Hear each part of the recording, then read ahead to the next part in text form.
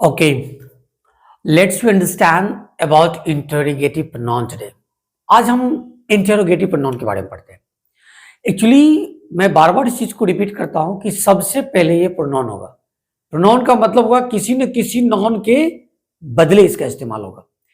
लेकिन इसका नाम इंट्रोगेटिव प्रोनाउन क्यों पड़ा? क्योंकि नेम इटसेल्फ एक्सप्रेसेस, नाम खुद ही कह रहा है इंटेरोगेटिव मीन्स प्रश्न पूछने वाला प्रोनाउन. तो सबसे पहले हम ये समझते हैं कि इंट्रोगेटिव प्रोनाउन का डिफिनेशन क्या होता है, क्योंकि जब हम इसका डिफिनेशन समझ लेंगे तो ऑटोमेटिक जस्ट आई थिंक हम समझेंगे कि किस किस तरह का जो प्रोनाउन होगा वो इंट्रोगेटिव प्रोनाउन के अंतर्गत आएगा. चलो तो हम इसका थोड़ा पहले डिफिनेशन समझते हैं.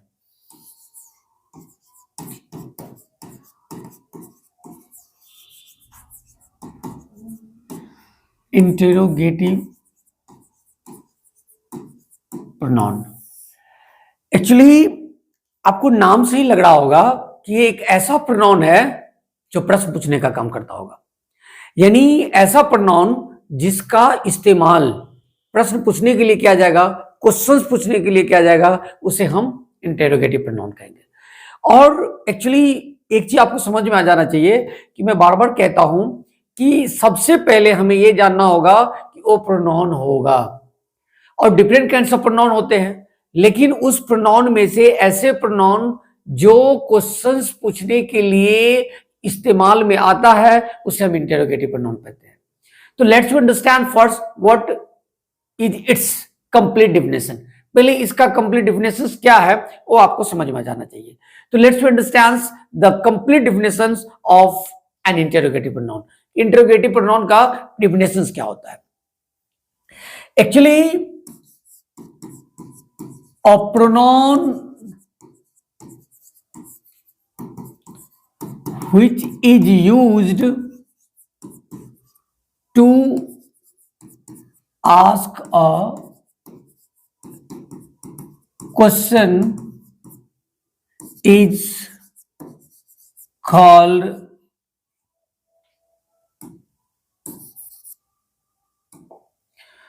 interrogative pronoun.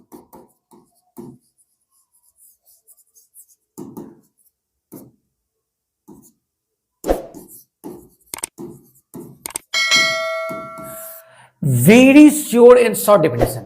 इससे आसान डिफिनेशन आप कहीं से भी नहीं ले पाएंगे. यानी एक वर्ड ही इस डिफिनेशन को कंप्लीट एक्सप्लेनेशन दे रहा है. Interrogative pronoun it means a pronoun which is used to ask a question. ऐसा प्रोनाउन जिसका इस्तेमाल क्वेश्चंस पूछने के लिए किया जाएगा उसे हम इंटेरोगेटिव प्रोनाउन कहते हैं. तो हमें इस चीज को कंप्लीटली समझ लेना है कि प्रोनाउंस बहुत सारे हैं, लेकिन कौन कौन से प्रोनाउन है जिसका इस्तेमाल क्वेश्चंस बनाने के लिए होता है, तो सारे के सारे इंटरोगेटिव प्रोनाउन हो जाएगा. Let's understand its some examples. इसका हम कुछ एग्जांपल समझते हैं. अगर मैं ये लिखूं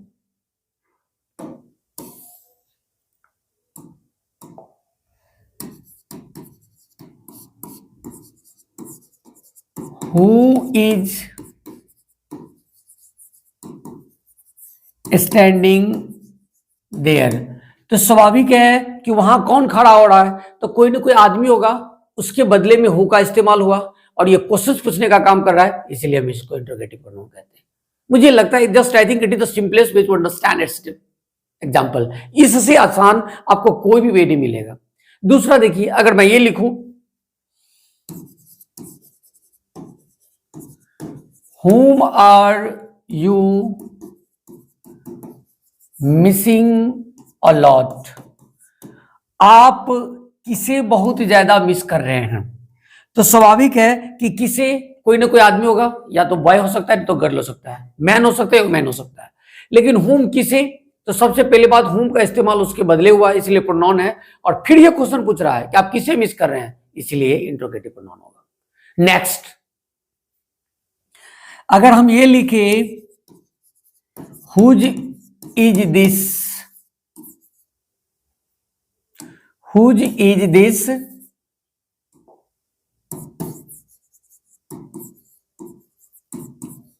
book, यह किताब किसका है, तो स्वाभाविक है कि किसी न किसी इंसान के बारे में बात हो रहा है.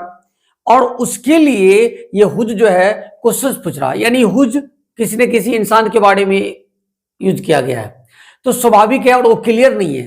क्वेश्चन पूछ रहा है कि ये किसका किताब है, तो वो कोई या तो मेल भी हो सकता है और फीमेल भी हो सकता है, और उससे क्वेश्चन पूछ रहा है इसीलिए क्योंकि हुज इज दिस बुक का मतलब हुआ कि यह किताब किसका है, तो किसी न किसी या तो मेल का होगा नहीं तो फीमेल का होगा।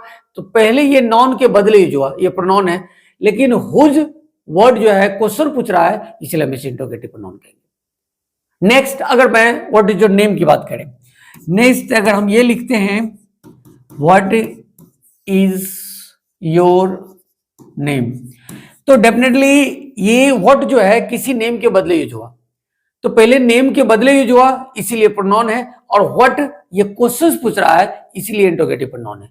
अगर आप इस तरह से इंटरोगेटिव प्रोनाउन को पढ़ेंगे, just I can say with confidence you can not have any problem to solve questions related to the interrogative pronoun in any competitive examinations और the examinations which are being conducted at school and colleges. तो आप इस तरह से पढ़ें, इसके और बहुत सारे एग्जांपल्स हैं जो हम करते रहेंगे, एंड जस्ट आई थिंक अगर आप इस तरह से प्रैक्टिस करेंगे तो इंटरोगेटिव प्रोनाउन को समझने में आपको 1 सेकेंड के लिए भी ज्यादा स्ट्रगल करने की जरूरत नहीं पड़ेगी। और भी मैं इसका बहुत सारा एग्जांपल पुट करने जा रहा हूं।